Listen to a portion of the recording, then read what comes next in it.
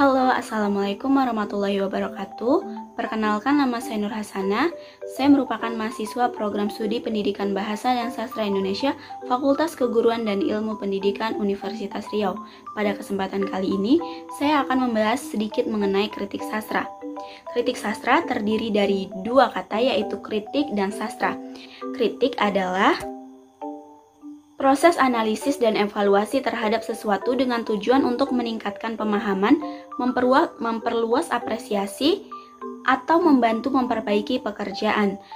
Sastra adalah ungkapan ekspresi manusia berupa karya tulisan atau lisan berdasarkan pemikiran, pendapat, pengalaman, hingga keperasaan dalam bentuk yang imajinatif, cerminan kenyataan atau data asli yang dibalut dalam kemasan estetis melalui media bahasa. Jadi, kritik sastra adalah bagian dari ilmu sastra.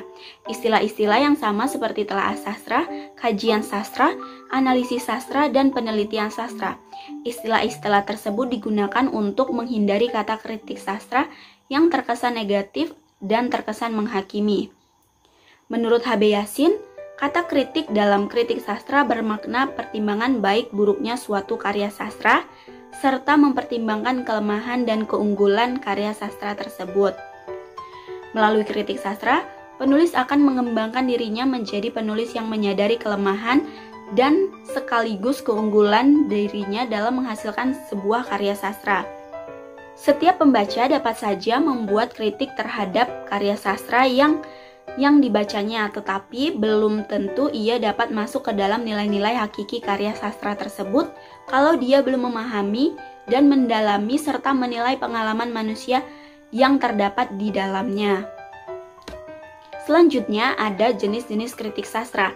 Berdasarkan pendekatannya terhadap karya sastra, jenis kritik sastra dapat dibedakan menjadi 4. Yang pertama adalah kritik mimetik.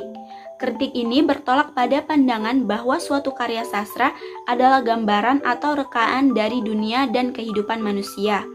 Yang kedua adalah kritik pragmatik. Kritik ini melihat kegunaan suatu karya sastra. Kegunaan ini dilihat dari segi hiburan, estetika, pendidikan, dan hal lainnya. Yang selanjutnya ada kritik ekspresif. Kritik ini menekankan analisis pada kemampuan pengarang dalam mengekspresikan dan mengungkapkan idenya dalam wujud sastra. Biasanya pendekatan ini digunakan untuk mengkaji puisi. Yang selanjutnya atau yang terakhir adalah kritik objektif.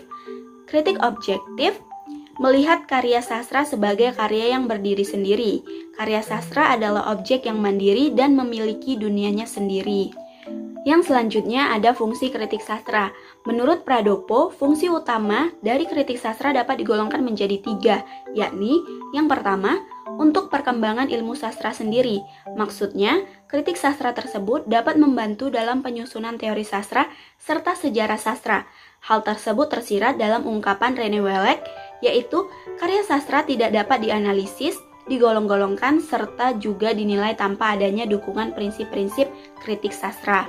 Yang kedua yaitu untuk perkembangan kesusastraan. Maksudnya, kritik sastra tersebut membantu perkembangan kesusastraan bangsa dengan memberi penjelasan mengenai sebuah karya sastra tersebut, tentang baik buruknya, serta juga menunjukkan wilayah-wilayah jangkauan persoalan karya sastra. Fungsi yang ketiga yaitu sebagai penerangan masyarakat. Masyarakat di sini merupakan masyarakat yang umumnya menginginkan penjelasan mengenai karya sastra. Kritik sastra tersebut menguraikan, menganalisis, menginterpretasi, serta juga menilai karya sastra agar masyarakat umum dapat mengambil manfaat kritik sastra ini bagi pemahaman serta juga apresiasinya terhadap karya sastra. Penjelasan yang terakhir yaitu mengenai manfaat dari kritik sastra.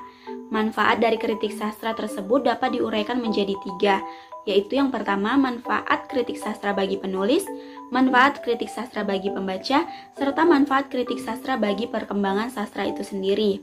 Kita masuk kepada manfaat yang pertama yaitu manfaat kritik sastra bagi penulis, yaitu memperluas wawasan penulis baik itu yang berkaitan dengan bahasa, objek atau juga tema tulisan serta teknik bersastra. Selanjutnya yaitu menanamkan motivasi untuk menulis serta meningkatkan kualitas pada tulisan.